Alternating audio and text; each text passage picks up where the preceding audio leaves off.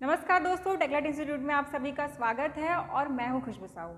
आज महिला सुपरवाइज़र 2023 का पेपर था और मैं आशा करती हूं कि जो भी महिलाएं इस एग्ज़ाम को दिलाई उन सभी का पेपर बहुत अच्छा गया होगा। हम यहां पर महिला सुपरवाइज़र खुली सीधी भर्ती के सेट डी का आंसर सॉल्व करने वाले हैं। कि सेट डी के क्वेश्चन पेपर का आंसर की हम यहाँ पर डिस्कस करने वाले हैं। तो स्टार्ट करते हैं। पहला क्वेश्चन, नोनी सुरक्षा योजना प्रारंभ हुई। देखिए, ये जो नोनी सुरक्षा योजना है ये 1 अप्रैल 2014 को प्रारंभ हुई थी और इसका सही आंसर है ऑप्शन नंबर ए। अगले क्वेश्चन पर आते हैं। किशोर न्याय बालकों की देखभाल और संरक्षण अधिनियम 2015 का कौन सा प्रावधान पोषण देखरेख से संबंधित है? तो देखिए, यहाँ पर पोषण देखरेख से संबंधित धारा 44 है। इसका आंसर क्या होगा?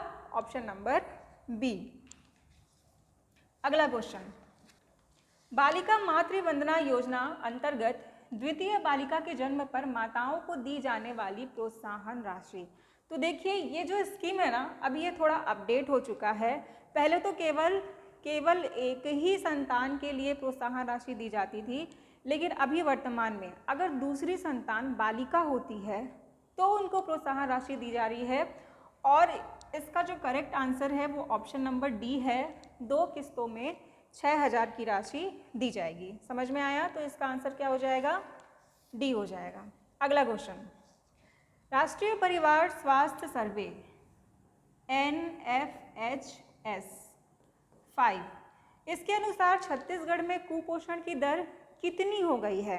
तो देखिए, छत्तीसगढ़ में कुपोषण की दर अब 31.3% हो गई है और इस पर कितने प्रतिशत की कमी आई है? तो लगभग 6.4% की कमी आई है। इसे भी आप ध्यान में रखना।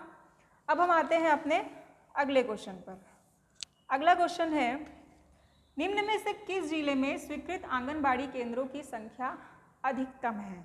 तो देखिए, यहाँ पर ये जो स्वीकृत आंगनबाड़ी केंद्रों की संख्या की बात की गई है, तो अगर इन जिलों की बात करें तो हमारे रिसोर्सेज के हिसाब से तो इसका सही आंसर होगा राजनांदगांव, लेकिन आप इसे एक बार और चेक कर लीजिएगा। अगले क्वेश्चन पर आते हैं। आदिवासी या पहाड़ी क्षेत्रों में आंगनबाड़ी केंद्र खोलने की जनसंख्या के मापदंड क्या हैं? तो देखिए, अगर नगरीय या ग्रामीण क्षेत्र की बात की गई होती तो इसके मापदंड थे 400 से 800 की जनसंख्या में एक आंगनबाड़ी केंद्र होना चाहिए, लेकिन इसका करेक्ट आंसर क्या होगा? तो इसका करेक्ट आंसर होगा ऑप्शन नंबर बी। 300 से 800 की जनसंख्या में एक आंगनबाड़ी केंद्र होना चाहिए। ठीक, अब हम आते हैं अगले क्वेश्चन पर। केंद्र सरकार द्वारा आंगनबाड़ी भवन निर्माण हेतु निर्धारित की गई संशोधित लागत है। तो देखिए, इसका आंसर ऑप्शन नंबर सी है, 12 लाख प्रति आंगनबाड़ी भवन। अगला क्वेश्चन, छत्तीसगढ़ में मुख्यमंत्री सुपोषण योजना की शुरुआत कब हुई? देखिए, यहाँ पर जितना भी ऑप्शन दिया है हमारे रिसोर्सेज के हिसाब से तो ये गलत है। छत्तीसगढ़ राज्य में मुख्यमंत्री सुपोषण योजना की शुरुआत महात्मा गांधी जी के 150वीं जयंती के अवसर पर 2 अक्टूबर 2019 को हुई थी। तो इस क्वेश्चन पे मैं स्टार मार्क लगा देती हूँ। आप इसका सॉल्यूशन और भी देख सकते हैं। बाकी इसकी शुरुआत तो 2 अक्टूबर 2019 को हुई थी, जो किसी भी ऑप्शन से मैच नहीं करता है। अगला सवाल, पोषण 2.0 अंतर्गत गंभीर कुपोषित बच्चों के पूरक पोषाहार के वित्तीय मापदंड क्या है? तो इसका करेक्ट आंसर है ऑप्शन नंबर सी, 9.5 रुपीज़ प्रति हितग्राही प्रति दिन। अगला सवाल, मिशन शक्ति के संबंध में निम्न में से कौन सा कथन सही है? तो देखिए, यहाँ पर मिशन शक्ति स्कीम के अंतर्गत जो उप योजनाएं हैं और मिशन शक्ति के सामर्थ्य और संबल घटक के अंतर्गत अलग अलग उप योजनाएं हैं, जिसमें सामर्थ्य घटक जो है महिला सशक्तिकरण के लिए है और संबल घटक महिला की सुरक्षा के लिए है। तो यहाँ पर ये पूछा गया है कि इसके संबंध में सही कथन क्या है और उससे ही संबंधित यहाँ पर ऑप्शन दिए गए हैं। तो देखिए, यहाँ पर क्या लिखा है? 1 स्टॉप सेंटर, प्रधानमंत्री मातृ वंदना योजना, हेल्पलाइन नंबर सामर्थ्य घटक के अंतर्गत आता है। मतलब यहाँ पर स्कीम्स दिए गए हैं और ये पूछा गया है कि क्या वो सामर्थ्य घटक के अंतर्गत आता है या वो संबल घटक के अंतर्गत आता है। तो इसका सही आंसर ऑप्शन नंबर बी है। सखी one stop centre, Beti Bachao Beti Padhao, नारी अदालत और इसके साथ ही महिला हेल्पलाइन नंबर, ये मिशन शक्ति योजना के संबल घटक के अंतर्गत आता है। ये आप ध्यान रखिएगा। इसका करेक्ट आंसर हो जाएगा ऑप्शन नंबर बी। अगला सवाल, प्रोटीन एनर्जी कुपोषण के कारण कौन सी बीमारी होती है? हमने बहुत बार पढ़ा है, ये तरह तरह अलग अलग लेक्चर में पढ़ा है, अलग अलग तरीकों से पढ़ा है कि प्रोटीन एनर्जी कुपोषण से क्या बीमारी होती है, तो मरासमस की बीमारी होती है। अगला सवाल, वह एकमात्र वर्ष जिसमें वजन त्योहार के आंकड़ों के अनुसार पिछले वर्ष की तुलना में कुपोषण की दर में वृद्धि हुई।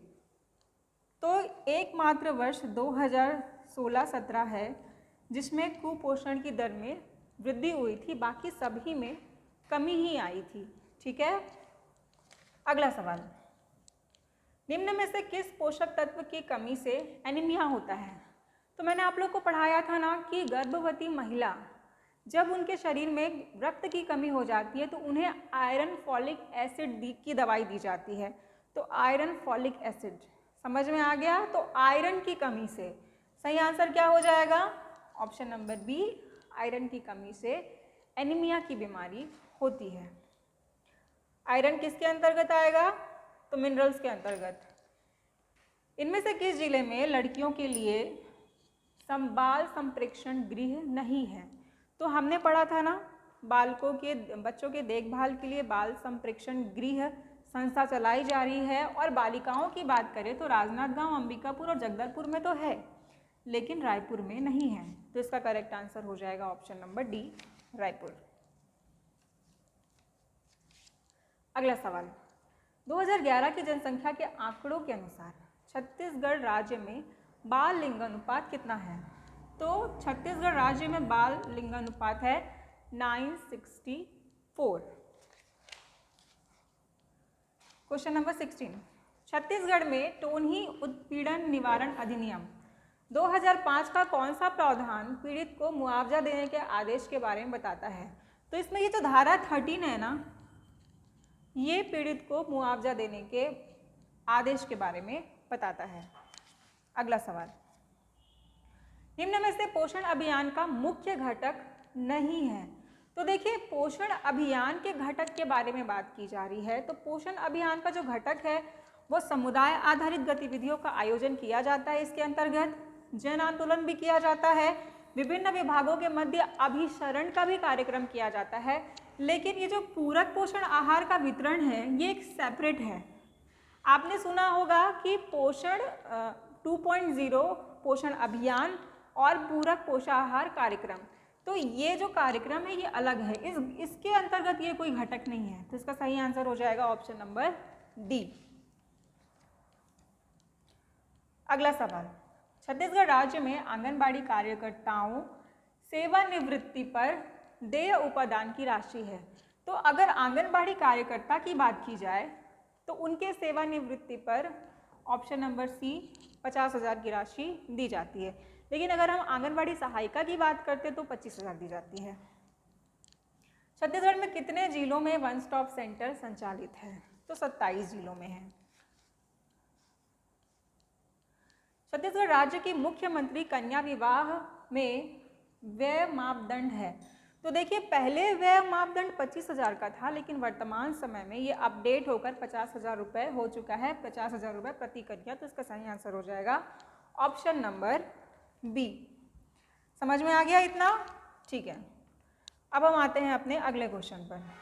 अब हम बात करेंगे रीजनिंग और जनरल स्टडीज के क्वेश्चन में। आते हैं यहाँ पर, देखिए, ओजोन परत को अवशोषित करती है। ओजोन परत किसको अवशोषित करती है? तो किसको करती है? पराबैंगनी किरणों को अवशोषित करती है। तो इसका सही आंसर क्या हो जाएगा? Option number D. इंटरनेट के आविष्कार का श्रेय किसे जाता है? इंटरनेट के आविष्कार का श्रेय रॉबर्ट ई काहन और विंटन ग्रे सर्फ को जाता है। ठीक है, क्या हो जाएगा इसका सही आंसर? Option number A. अगला सवाल, सूर्य में ऊर्जा का स्रोत है देखिए सूर्य में ऊर्जा का स्रोत नाभिकीय संलयन है, ना कि परमाणु संलयन। इंग्लिश में तो सही लिखा है न्यूक्लियर फ्यूजन, लेकिन हिंदी में परमाणु संलयन लिखा है। एक्चुअल में ये नाभिकीय संलयन होगा और इसका सही आंसर हो जाएगा ऑप्शन नंबर ए। अगला सवाल, निम्नलिखित प्रत्येक प्रश्न में वर्णमाला श्रृंखला के विभिन्न पद दिए गए हैं जिनमें एक या अधिक पद लुप्त हैं, जैसा कि क्वेश्चन मार्क द्वारा दर्शाया गया है। दिए गए विकल्पों में लुप्त पद बताइए। तो देखिए समझने का प्रयास करते हैं। यहाँ पर ए, सी, ई, जी, आई और एक अगला लेटर भी लिख लेते हैं यहाँ पर जे। तो देखिए ए और सी के बीच में क्या है, बी। सी और डी, ई के बीच में क्या होगा, डी। ई और जी के बीच में क्या होगा, तो एफ। तो एक एक लेटर के अल्टरनेट में यहाँ पर लेटर्स लिखे गए हैं, लेकिन जब हम ई में पहुँचते हैं तो ई के बाद डायरेक्ट क्या आ गया है, जे आ गया है। तो आपको समझ में आ गया कि ये जो ग्रुप है यहाँ पर अल्टरनेट लेटर्स के साथ लिखा गया है, लेकिन जब कॉमा के बाद हम दूसरे ग्रुप में पहुँचते हैं तो डायरेक्ट दूसरा लेटर लिखा गया है। आ गया समझ में? तो इसका आंसर क्या हो जाएगा, ए के बाद क्या आएगा, तो ए के बाद आएगा बी। ठीक है, बी के बाद एक लेटर छोड़ के डी आएगा, डी के बाद एक लेटर छोड़कर एफ आएगा, एफ के बाद एक लेटर छोड़कर एच आएगा और एच के बाद एक लेटर छोड़कर जे आएगा। तो इसका करेक्ट आंसर हो जाएगा ऑप्शन नंबर डी। ठीक, अगला सवाल, निम्नलिखित आकृति में प्रश्न चिन्ह के स्थान पर कौन सा अक्षर आएगा। देखिए ये जो सर्कल में अल्फाबेट दिए हुए हैं ना, हम इसे स्टार्ट ए से करेंगे और यहाँ से हम राउंड करके यहाँ अंदर तक पहुँचेंगे।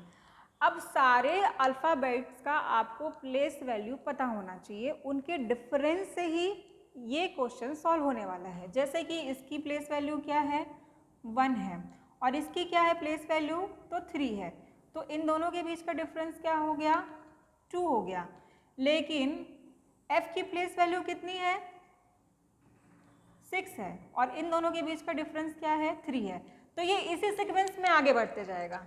इन दोनों का डिफरेंस क्या हो जाएगा, 4, इन दोनों का 5, इन दोनों का 6, इन दोनों का 7, इन दोनों का 8 और ऐसे ही आगे बढ़ते बढ़ते आप यहाँ तक पहुँचेंगे तो आपको आंसर ए मिलेगा। ठीक है, समझ में आ गया।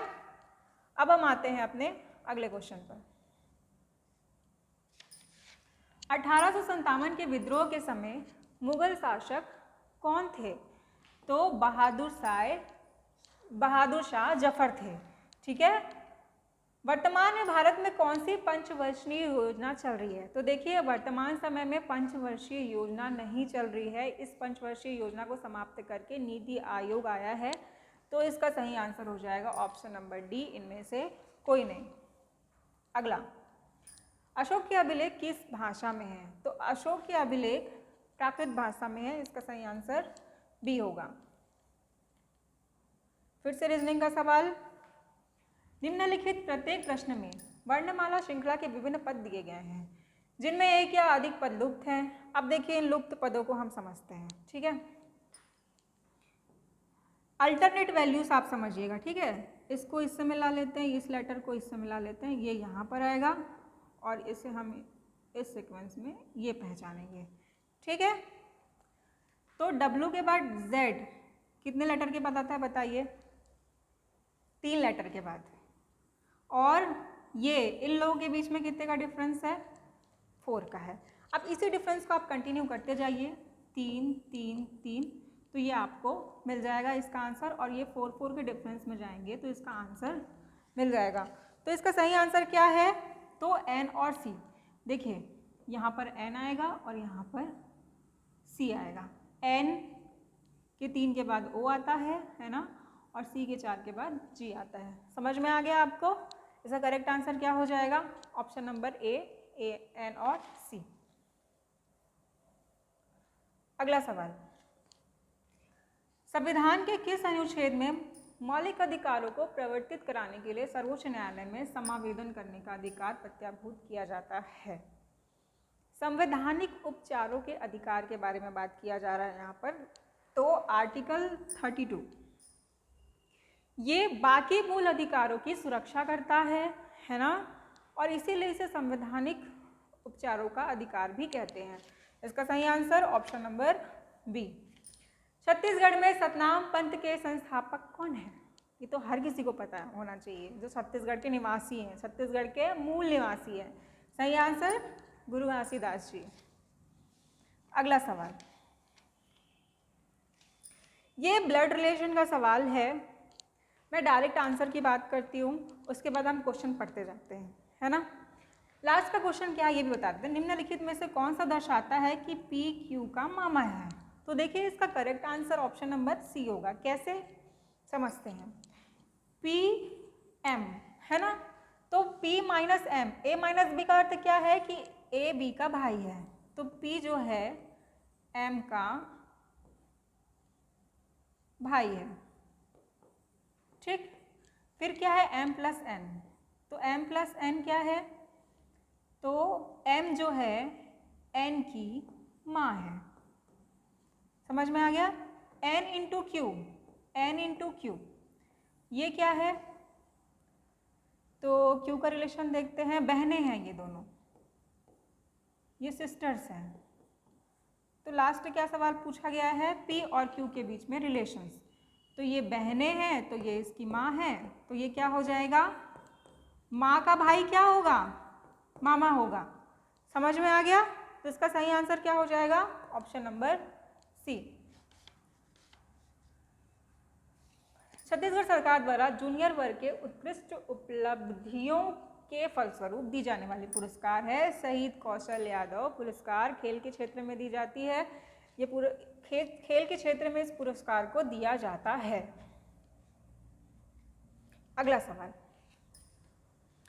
ये भी रीजनिंग का सवाल है। देखो, मोलोकान का अर्थ है ब्लू स्काई, मतलब ये हम इसको अलग अलग सेपरेट कर लेते हैं। विल्को स्पैडी का अर्थ है बाइसिकल रेस, मूलो विल्को का अर्थ है ब्लू बाइसिकल, ठीक। तो हमको रेस कार के बारे में बताना है। तो देखिए इन दोनों में सिमिलर क्या है, तो मूलो है, और इन दोनों में सिमिलर क्या है, ब्लू है, तो मूलो का अर्थ क्या हो जाएगा, ब्लू हो जाएगा, है ना। वैसे ही इन दोनों में सिमिलर क्या है, विल्को है, और इन दोनों में क्या सिमिलर है, बाइसिकल। तो विल्को का मतलब क्या हो जाएगा, बाइसिकल हो जाएगा। हमें क्या बताना है, रेस कार क्या है। तो रेस कार, देखिए यहाँ पर रेस है और यहाँ पर स्पैडी है, तो स्पैडी तो होगा, है ना। अब कार क्या होगा, तो देखिए यहाँ पर कहीं पर कार नहीं है ना, तो इसमें से किसी भी वर्ड का मतलब कार तो नहीं हो सकता। तो हमें ऑप्शन में ऐसा वर्ड ढूंढना है जिसमें ये सारे वर्ड्स तो नहीं है, स्पैडी तो होगा। तो स्पैडी का ऑप्शन कौन सा है, बी और डी है। तो इसमें विल्को है, जबकि विल्को का मतलब क्या होता है, बाइसिकल, तो ये तो नहीं होगा। तो इसका सही आंसर हो जाएगा ऑप्शन नंबर डी, स्पैडी वोलो। समझ में आ गया। ऊनी कपड़े शरीर को गर्म रखते हैं क्योंकि जो ऊन होता है वो ऊष्मा का कुचालक होता है और ये ऊष्मा को बाहर जाने नहीं देता, उसे अवशोषित करके रखता है। समझ में आ गया, इसीलिए गर्मी लगती है हमें, क्योंकि अंदर का तापमान अंदर ही रहता है और बाहर का बाहर ही। भारत में लौह पुरुष के नाम से प्रसिद्ध है। इसका सही आंसर है option number D, Sardar Vallabh भाई पटेल जी। महानदी का उद्गम स्थल क्या है बताइए, बी, सिहावा। छत्तीसगढ़ की महानदी जो है, छत्तीसगढ़ की गंगा कहते हैं जिसे, उसका उद्गम स्थल है सिहावा। छत्तीसगढ़ प्रदेश का पहला FIFA federation international D football association से मान्यता प्राप्त synthetic football ground with running track stadium कौन सा है। तो देखिए इसका सही आंसर ऑप्शन नंबर डी है, इंदिरा प्रियदर्शनी स्टेडियम, जगदलपुर, छत्तीसगढ़। अगला सवाल, दी गई आकृति में हमको त्रिभुजों की संख्या बताना है। तो देखिए ये आप काउंट कर लीजिएगा, दी गई आकृति में त्रिभुजों की संख्या क्या है। इसका सही आंसर होगा ऑप्शन नंबर डी, 14। अगला सवाल, अगर आपको किसी भी क्वेश्चन के एक्सप्लेनेशन में डाउट है या आपको एक्सप्लेनेशन रिटन फॉर्म में चाहिए, तो हमारा टेलीग्राम जो है आप वहाँ ज्वाइन हो सकते हैं। हमारा टेलीग्राम के पेज में आप जाके ज्वाइन कर लीजिए। टेलीग्राम का पेज क्या मैं आपको बता देती हूँ, ट्रैक एलाइट PSC, ये हमारा टेलीग्राम का पेज है। आप यहाँ जाके इस पेज को ज्वाइन कीजिए, आपको इस पेपर का पूरा एक्सप्लेनेशन वहाँ पर आंसर के साथ मिल जाएगा। ठीक है। अगला सवाल, भारत के महान न्यायवादी के विषय में सही क्या है? तो वह लोकसभा और राज्यसभा की कार्यवाहियों में भाग लेता है, तो हाँ लेता है। वह संसद के दोनों सदनों की संयुक्त बैठक में भाग लेता है, तो हाँ लेता है। उसे वोट करने का अधिकार नहीं होता। ठीक है, तो इसका सही आंसर हो जाएगा, अच्छा ये दोनों क्या है, स्टेटमेंट है। ऑप्शंस है, केवल एक सही है, केवल दो सही है, एक और दो दोनों सही है, दोनों गलत है। तो इसका सही आंसर क्या हो जाएगा, एक और दो दोनों सही है। अगला सवाल, छत्तीसगढ़ में बेरोजगारी भत्ता योजना 2023 के संबंध में कौन सा कथन असत्य है? तो देखिए यहाँ पर ये जो ऑप्शन नंबर सी है ना, 1 अप्रैल को रोजगार कार्यालय में 3 वर्ष पहले का पंजीयन, ये गलत है। एक्चुअल में 2 वर्ष पहले का पंजीयन होना चाहिए। ठीक है, 3 वर्ष पहले का पंजीयन नहीं।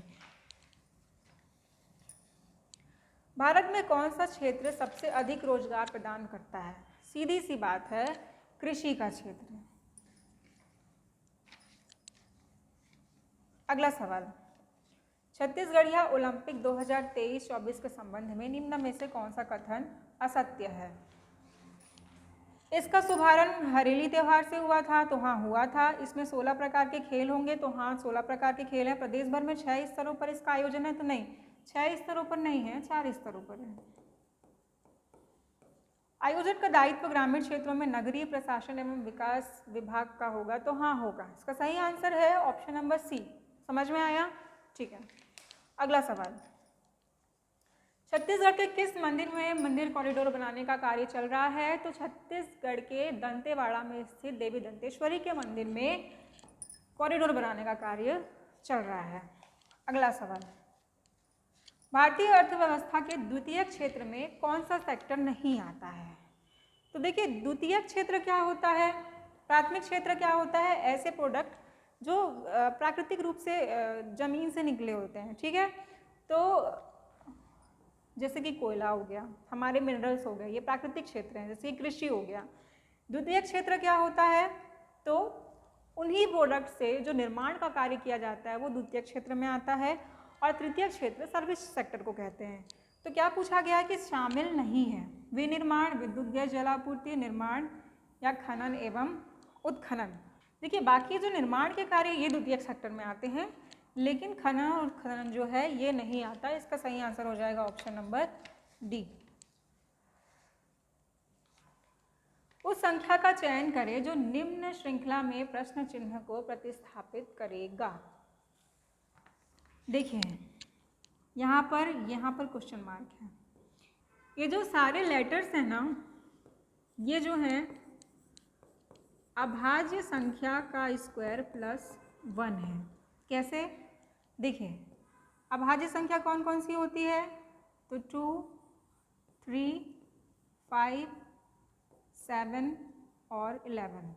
तो और यहाँ पर आगे 13 भी लिख देते हैं। तो 2 का स्क्वायर 4, 4 प्लस 1 5, 3 3 जा 9, 9 प्लस 1 10, 5 पंचे 25, 25 प्लस 1 26, 7 7 49, 49 प्लस 1 50। बस हमको यहीं तक ही पहुँचना है, आगे क्यों जाना है? ऑप्शन नंबर बी इसका करेक्ट आंसर है 50। सूडान में गृह युद्ध के दौरान भारतीय समुदाय के लोगों को बाहर निकालने हेतु कौन सा अभियान चलाया गया था? तो ये जो अभियान है ये ऑपरेशन कावेरी है।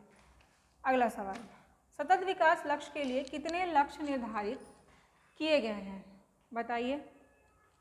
देखिए इसका जो सही आंसर है वो ऑप्शन नंबर सी है। 17 लक्ष्य टोटल निर्धारित किए गए हैं सतत विकास लक्ष्य के लिए।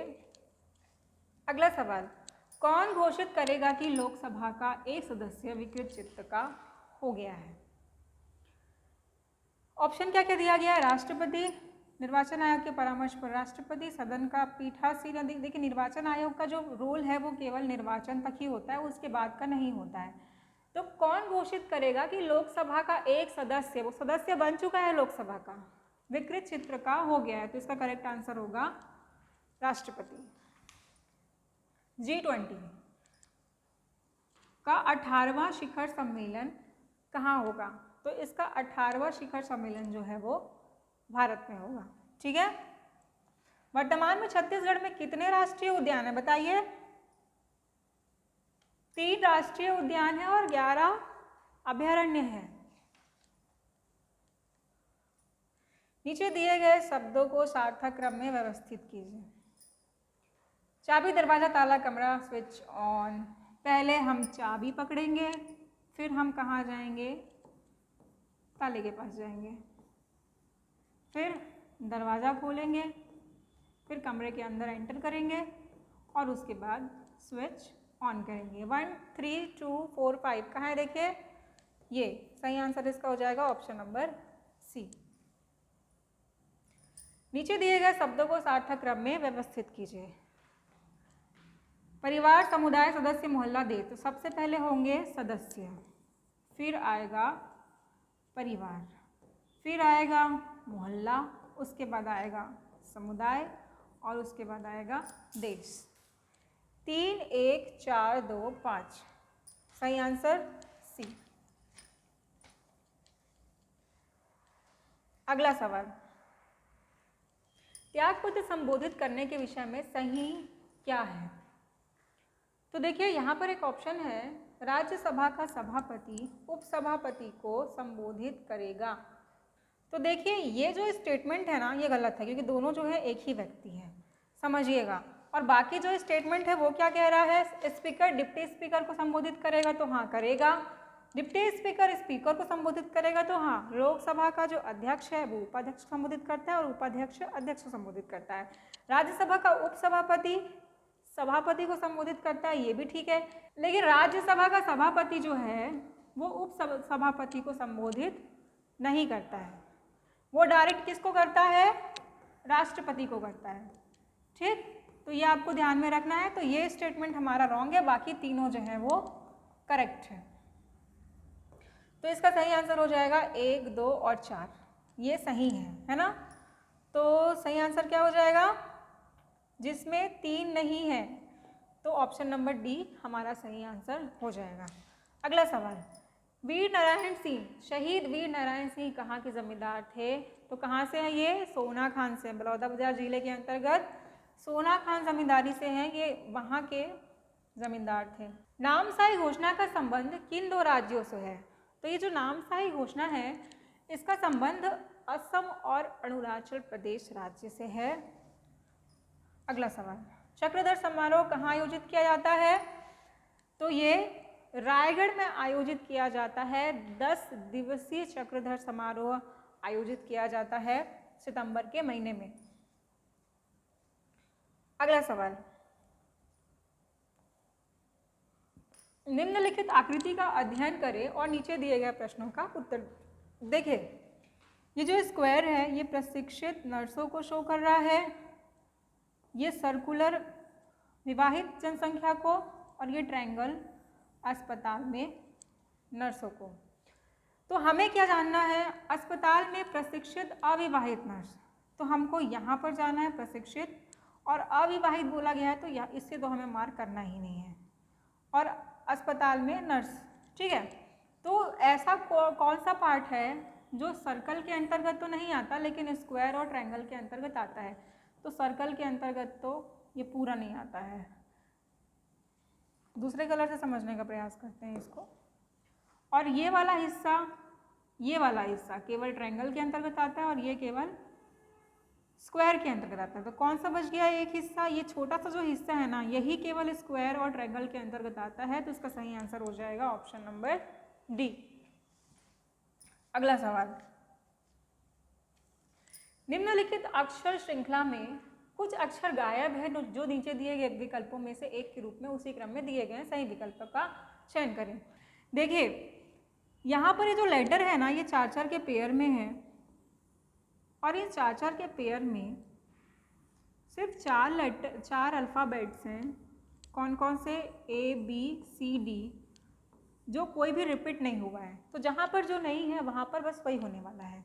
जैसे कि यहाँ पर A B D तो है पर C नहीं है, तो यहाँ पर पहले क्या आएगा? C। यहाँ पर क्या क्या क्या है? A C D तो है पर B नहीं है। यहाँ पर A के बाद B होगा, C और D तो है, D C B तो है पर A नहीं है। यहाँ पर D B C तो है पर A नहीं है। तो यही हमारा सही आंसर हो जाएगा। सही आंसर क्या होगा? Option number A, C B B A A।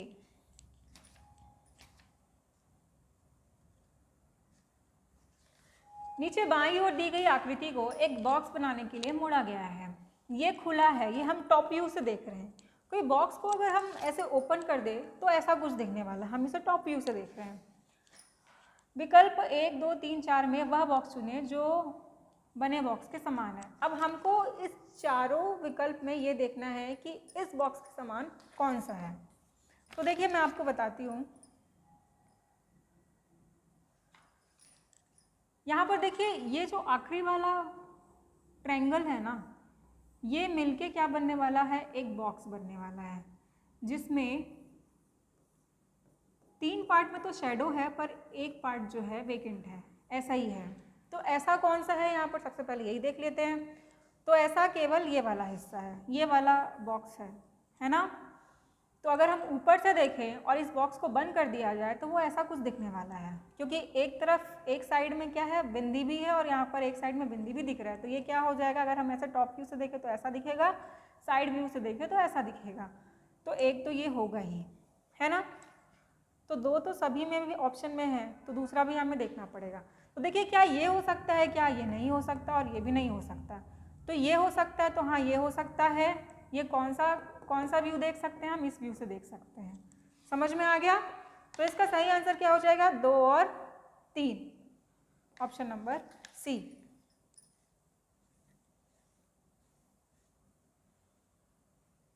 Hindi, सामान्य हिंदी एवं छत्तीसगढ़ी भाषा का सामान्य ज्ञान।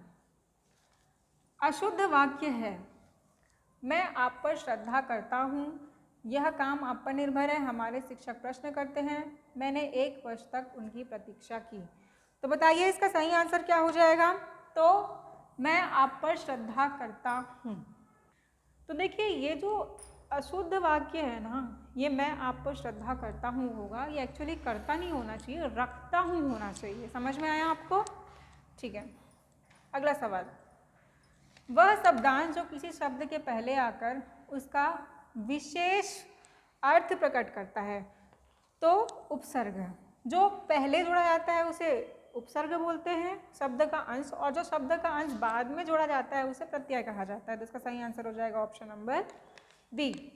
अगला सवाल, वह आए तो मैं जाऊं में भविष्यगत काल का कौन सा भेद है? तो हेतु मद भविष्य है। वह आए तो मैं जाऊं, कंप्लीट नहीं है ना सेंटेंस, जब तक वो नहीं आएगा तब तक मैं नहीं जा सकता। तो इसमें कौन सा भविष्य है? हेतु मद भविष्य है। अगला सवाल, जिन शब्दों के खंड सार्थक ना हो उन्हें कहते हैं रूढ़ शब्द बोलते हैं। केवल किसी पर्टिकुलर शब्द जब तक किसी के साथ, किसी सेंटेंस के साथ या किसी शब्द के साथ जोड़ ना दिए जाएं, तब तक उसका अर्थ अगर सार्थक नहीं होता तो उसे रूढ़ शब्द कहते हैं। अगला सवाल, दांत काटी रोटी मुहावरा का अर्थ है, क्या होगा बताइए? उम्र पता करना, खीस काटना, गहरी दोस्ती, या झूठा कर देना। तो दांत काटी रोटी का सही मुहावरा का सही अर्थ हो जाएगा गहरी दोस्ती। ठीक है, क्या आंसर हो जाएगा इसका? गहरी दोस्ती। 66, समूहवाचक संज्ञा है सिंधु, ठग, तूफान या गिरोह। तो देखिए ये जो गिरोह है ना, ये समूहवाचक संज्ञा है। अगला सवाल, अनुनासिक चिन्ह। अनुनासिक चिन्ह कौन सा होता है? इसको बोलते हैं चंद्र बिंदु को। तो ऑप्शंस पर देखिए चंद्र बिंदु कहाँ लगा है? तो ऑप्शन नंबर बी में, हंस। प्रत्यक्ष का विलोमार्थी क्या होगा? परोक्ष होगा। यह कोई नया काम नहीं है, वाक्य में सर्वनाम है। क्या है? यह कोई नया काम नहीं है। तो क्या यहाँ पर ये जो सब्जेक्ट है ये आपको पता है कि किसके बारे में बात की जा रही है? तो नहीं। तो ये कौन सा सर्वनाम है? तो ये अनिश्चयवाचक सर्वनाम है। सवाल तद्भव स्त्रीलिंग शब्द है। देखिए यहाँ पर जितने भी शब्द हैं इसमें ये जो रोटी है ये तद्भव स्त्रीलिंग शब्द है, बाकी सारे क्या हैं? स्त्रीलिंग तो नहीं है। बात करना कि छत्तीसगढ़ी पर्यायवाची हो ही, क्या होगा बताइए? तो बात करने का छत्तीसगढ़ी पर्यायवाची होता है उजियाना। आंखों के सामने के लिए एक शब्द प्रयुक्त कर सकते हैं। तो आंखों के सामने प्रत्यक्ष देखा जाता है, क्या शब्द होगा? प्रत्यक्ष होगा। परिमाण बोधक विशेषण है। देखिए परिमाण मतलब ये काउंटिंग की बात की जा रही है, नंबरिंग की।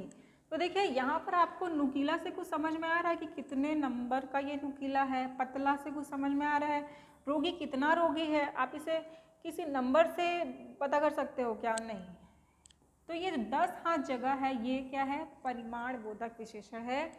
इसका सही आंसर सी हो जाएगा। छत्तीसगढ़ी ऊँगना शब्द का प्रयोग, एक्चुअली ऊँगना जो है वो गाड़ी में तेल डालने के लिए प्रयोग किया जाता है। वो एक्चुअल में ना जो बैलगाड़ियाँ होती है उसमें ऑयल डाला जाता था पहले ज़माने में, अभी भी डाला जाता होगा। वो क्या करता था कि चक्के को फ्रिक्शन ना हो इसलिए ये तेल डाला जाता था। तो ये जो ऊँगना शब्द का प्रयोग है वो गाड़ी में तेल डालने के लिए किया जाता है। मैं अपन कामला आप कर लूँ, ये सर्वनाम कौन सा है? तो मैं अपना काम को खुद ही कर लूँगा, तो इसमें निजवाचक सर्वनाम है। Correct answer B. अब हम इंग्लिश में आते हैं। The milk women brings milk at 7 o'clock in the morning. क्या होगा सही आंसर? मिल्क वुमेन होगा। My have come home for तीजा सप्लाई द करेक्ट एक्सप्रेशन। बताइए कौन आती है तीजा के लिए? बताइए। देखिए यहाँ पर हैव लिखा है, यहाँ से आप समझिए बहुवचन की बात की जा रही है और इसका सही आंसर सिस्टर्स इन लॉ होगा, ना कि सिस्टर इन लॉस, ना कि सिस्टर इन लॉस, ना कि सिस्टर्स इन लॉस। ठीक है, इसका सही आंसर ऑप्शन नंबर ए होगा, सिस्टर्स इन लॉ होगा। ठीक है, समझ में आ गया? ओके, अगला question. These books of fill in the blanks are very interesting। क्या होगा इसका सही आंसर 77 का? तो देखिए these books of theirs are very interesting, ये होगा इसका सही answer. What is the antonym of course? course का क्या होगा एंटोनिम? फाइन। समझ में आ गया? Okay. Miss Swati lives in Durg and teaches at a college in Bhilai. She fill in the blanks from Durg to Bhilai every day। तो actually इसका correct word जो होगा वो कम्यूट्स होगा। She commutes from Durg to Bhilai every day. समझ में आ गया? Which of the given words is correctly spelled? Maintenance की स्पेलिंग क्या होगी? तो MAINTENENCE। अगला सवाल। Which of the following sentences is grammatically correct? Before the police came the thief had run away. Before the police had come, the thief had run away. Before the police had come, the thief ran away. Before the police came, the thief ran away। तो देखिए इसका सही answer है option number D. Before the police came, the thief ran away। समझ में आ गया? Okay. अगला सवाल। The possible passive voice of the given statement। Who starts the pump? इसे हमें पैसिव वॉइस में कन्वर्ट करना है और bye whom was the pump started, यही इसका सही आंसर है। समझ में आ गया? ओके। इसका करेक्ट आंसर है bye whom is the pump started। ठीक है, was नहीं आएगा कहीं पर भी, है ना? अगला सवाल। There are many spotty in the flock। तो क्या होगा? many spotty sheep। The feminine gender of monk क्या होगा? none। मॉन्क का मतलब साधु, नन का मतलब साध्वी। ये वो वाली नन नहीं है ना जिसकी हम मूवी देखा करते हैं, हॉरर मूवी। अब हम आते हैं मैथ्स पे, स्टार्ट करते हैं। यदि तेल का मूल्य 90% बढ़ गया, मानते हैं हमारे तेल का मूल्य 100% है, 90% बढ़ गया तो कितना हो गया, 190% हो गया। तो बताइए तेल का प्रयोग कितना प्रतिशत कम कर दें, कम कर दी जाए तो खर्चे में वृद्धि ना हो। तो इसका डिफरेंस क्या है, 90 है। देखो इसका सॉल्यूशन ऐसा कुछ होगा, इसका जो डिफरेंस है डिवाइडेड बाई 190 इंटू 100। अब जो इसका आंसर आएगा वही इसका करेक्ट आंसर है। तो देखिए इसका करेक्ट आंसर क्या है, 86 का बी। आप इसे सॉल्व करेंगे, कैलकुलेट करेंगे तो सही आंसर हो जाएगा 47, 7/90%। ठीक है। ए एक वस्तु को खरीदता है तथा बी को 20% हानि पर बेच देता है। ए जो है एक वस्तु को 100% में खरीद लेता है, बी को 20% की हानि पर बेचता है। 20% की हानि हो गई, मतलब कि अब उसके पास 80% है। अब बी उसी वस्तु को सी को 20% के लाभ पर बेचता है, तो इसका 20% का लाभ कितना हो जाएगा, तो इसका 20% हो जाएगा 16%, तो टोटल कितना हो जाएगा 96%। ये इसका बेसिक कॉन्सेप्ट मैं आपको बता रही हूँ। तो सी वस्तु को कितने में खरीदा है, 480 रुपीज़ में। तो ए ने वस्तु को कितने में खरीदा है, तो ये जो 96% है ना, ये इज इक्वल टू क्या है, 480। तो 96% 480 है, तो 1% क्या हो जाएगा, 480 डिवाइडेड बाई 96। हमको क्या पता करना है कि ए ने वस्तु को किस दाम पर खरीदा, तो इसे आप डिवाइड करेंगे तो कितना हो जाएगा, 5, है ना। तो 1% की वैल्यू कितनी है, 5, तो 100% की वैल्यू कितनी हो जाएगी, 500 रुपये। समझ में आ गया, ओके, सही आंसर हो जाएगा 500 रुपये। अगला सवाल किसके बराबर बोल रहे हैं, 2 की पावर 3/2 डिवाइडेड बाई 2 की पावर 1/2 किसके बराबर है। तो किसके बराबर होगा, ये क्या होगा, 2 की पावर 3/2 माइनस 1/2 क्या हो जाएगा, सही आंसर क्या हो जाएगा, ऑप्शन नंबर बी, 2:1 के।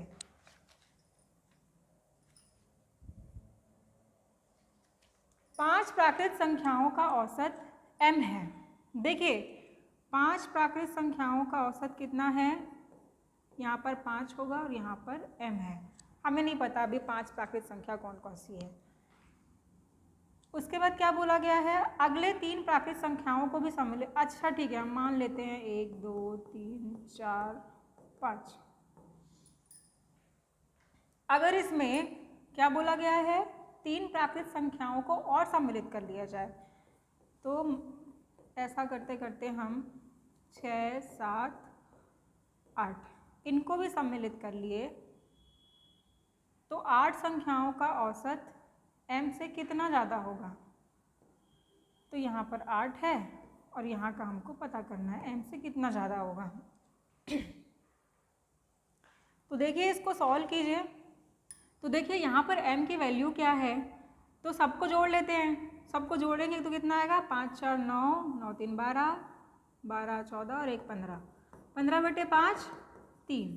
तो देखिए यहाँ पर इसका औसत कितना आ रहा है, 3। तो इसी प्रकार से हम इसका औसत भी देख लेते हैं, तो इसका औसत कितना होगा, ये टोटल को ऐड करेंगे तो कितना होगा, 36/8। तो टोटल हो जाएगा इसे सॉल्व करने पर 4.5। तो कितना ज़्यादा है, तो 1.5। सही आंसर हो जाएगा ऑप्शन नंबर डी। साधारण ब्याज किस दर से कोई धन 16 वर्षों में 2 गुना कर देता है। तो 16 वर्ष में साधारण ब्याज 2 गुना कर देता है, मतलब कि मिश्र धन की वैल्यू क्या है, 2 गुना कर देता है मतलब 2 है। और मिश्र धन क्या होता है, मूलधन प्लस साधारण ब्याज। तो दोनों की वैल्यू क्या होगी, एक एक होगी, है ना। 1 + 1 दुगुना कर रहा है ना, तो डबल इसकी वैल्यू होगी इतनी। इतना समझ में आ गया। मतलब अगर इसकी वैल्यू मूलधन की p है तो इसकी भी p होगी और ये क्या हो जाएगा, 2p हो जाएगा। क्या है साधारण ब्याज का formula, p × r × t upon 100, और यहाँ पर क्या आता है SI। तो SI क्या है हमारा, साधारण ब्याज p है, मूलधन भी p है, रेट ऑफ इंटरेस्ट वही तो हमें पता करना है, और समय कितना है 16 वर्ष डिवाइडेड बाई 100। ये कट गया, r = कितना आ जाएगा 16/100। अब इसको सॉल्व कर लीजिए, आपका सही आंसर आ जाएगा। क्या है सही आंसर, ऑप्शन नंबर डी 6.25%। ठीक, अगला सवाल,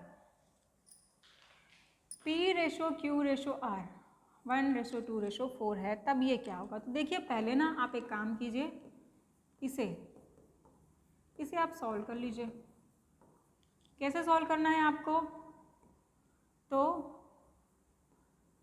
5p प्लस ये उसका दुगना है और ये इसका 4 गुना है, तो हम इस q को 2p भी लिख सकते हैं और हम इस r को 4p भी लिख सकते हैं, ऐसा। ठीक है, तो कितना हो जाएगा ये सॉल्व करने पे, 4p² 16p², तो 25p², तो क्या हो जाएगा 5p। समझ में आ गया, यही है इसका आंसर। अगला सवाल, 4/9 12/x, x की वैल्यू पता करनी है। बहुत सिंपल है, कुछ नहीं करना है। x = 4 एकम 4, 4 दूनी 8, 4 तिया 12, 3 × 9। सही आंसर हो जाएगा इसका 27। एक सप्ताह में 1 घंटे का दशमलव में मान कितना होगा। एक सप्ताह में कितना होता है, 7 दिन होता है, और एक दिन में कितना होता है, 24 घंटे होते हैं। समझ में आया, तो कितना हो जाएगा, इसका वैल्यू कितना हो जाएगा, 7 × 28, 7 दूनी 14 और 1 ये 16। तो ये किसका मान है, सप्ताह भर का है, सप्ताह भर के 24 घंटे का है, तो हमको 1 घंटे का बस निकालना है। तो क्या करना पड़ेगा, 1/168, है ना। सॉल्व करके इसका आंसर देखिए क्या आएगा, इतना आएगा 0.00595। ठीक, अगला सवाल, 12 संख्याओं का औसत 15 है। यदि एक संख्या 41 को भी शामिल कर लिया जाए तो इन 13 संख्याओं का औसत क्या होगा। ये सवाल सेम अभी जो हमने औसत का सवाल देखा है सेम वैसा ही सॉल्व होगा। अगर आपको फिर भी इन सारे मैथ्स के क्वेश्चन का सॉल्यूशन देखना है तो आप हमारे टेलीग्राम के पेज को जाकर ज्वाइन कीजिए। क्या है हमारा टेलीग्राम का पेज, टेक्लाइट PSC, वहाँ ज्वाइन कीजिए, आपको सभी मैथ्स के क्वेश्चन का सॉल्यूशन मिल जाएगा। ठीक है, तो इसे हमको सेम वैसा ही सॉल्व करना है और इसका आंसर क्या आ जाएगा, 17 आ जाएगा। अगला सवाल, एक समबाहु त्रिभुज की प्रत्येक भुजा, समबाहु त्रिभुज जिसकी भुजाएं बराबर होती है, प्रत्येक भुजा पर वर्ग बना हुआ है। प्रत्येक भुजा पर क्या बना हुआ है, वर्ग बना हुआ है।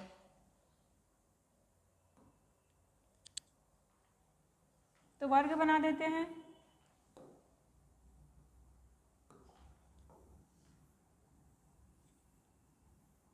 ठीक है, और वर्ग की भी सारी भुजाएं बराबर होती है। प्रत्येक भुजा 8 सेंटीमीटर की है, तो संपूर्ण आकृति का क्षेत्रफल क्या होगा। तो हमको कुछ भी नहीं करना है। तो देखिए सबसे पहले हम वर्ग का क्षेत्रफल बात करें तो a² होता है, और हमारे पास कितने वर्ग हैं, 3 हैं, तो 3 × a², 3 × 8 का स्क्वायर, 8 × 8 64, कितना हो जाएगा यहाँ पर 192।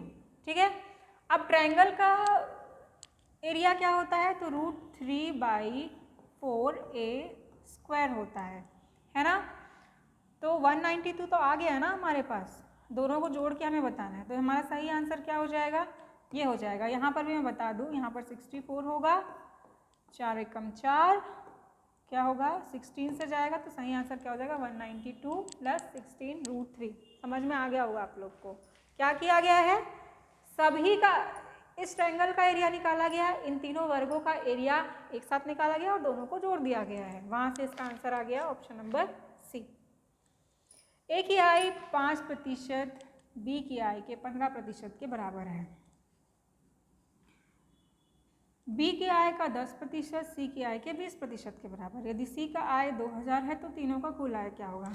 तो देखिए, इसका अगर आपको सॉल्यूशन देखना है तो आप हमारे टेलीग्राम के पेज को ज्वाइन कीजिए। इसका सही आंसर है ऑप्शन नंबर सी, 18,000 होगा। ठीक है,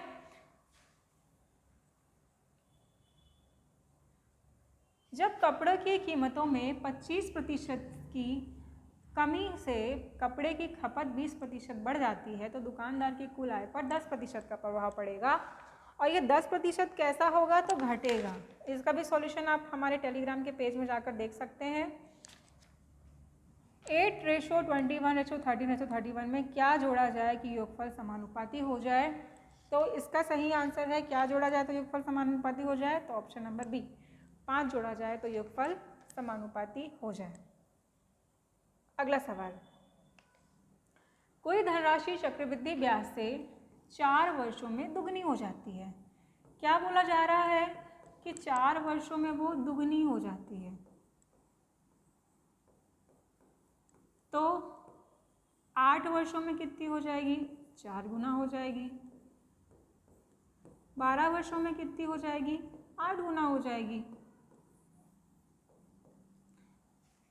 कोई भी राशि एक लिमिटेड टाइम ऑफ पीरियड में दुगनी हो जा रही है तो फिर उतने ही टाइम पीरियड में फिर क्या हो जाएगी, फिर से और दुगनी हो जाएगी। तो अगर 4 वर्षों में दुगनी हो जाती है तो 8 वर्षों में उसी लिमिटेड टाइम पीरियड में फिर से इसका दुगना हो जाएगा। ये स्क्वायर में चल रहा है और ये एडिशन ऑफ 4 में चल रहा है। फिर +4 करेंगे तो जस्ट इंटू 2 है ना, इंटू 2 में चल रहा है ये। ठीक है, तो ये 8 गुना हो जाएगी। सही आंसर क्या हो जाएगा, वह राशि अपनी 8 गुना उसी ब्याज की दर में कितने समय में होगी, तो कितने समय में होगी, तो 12 वर्षों में होगी।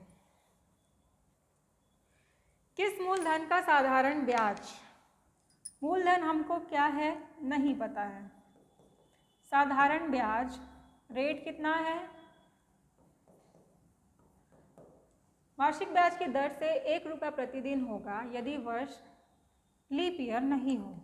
तो देखिए, इसका सॉल्यूशन भी आपको जानना है तो आप हमारे टेलीग्राम को ज्वाइन कीजिए। इसका सही आंसर हो जाएगा ऑप्शन नंबर डी, 5840।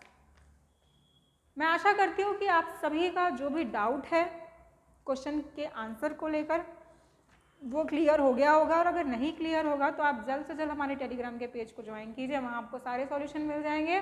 तो आज के लिए बस इतना ही। अगर आपको हमारा वीडियो पसंद आया होगा तो हमारे वीडियो को लाइक और शेयर ज़रूर कीजिएगा, क्योंकि ऐसी बहुत सारी महिलाएं हैं जो इस एग्ज़ाम को दिलाई हो और वो भी चाहती हैं कि उनका पेपर कैसा गया है, कितने मार्क्स आने वाले हैं, क्या वो मेरिट लिस्ट में आने वाली है कि नहीं।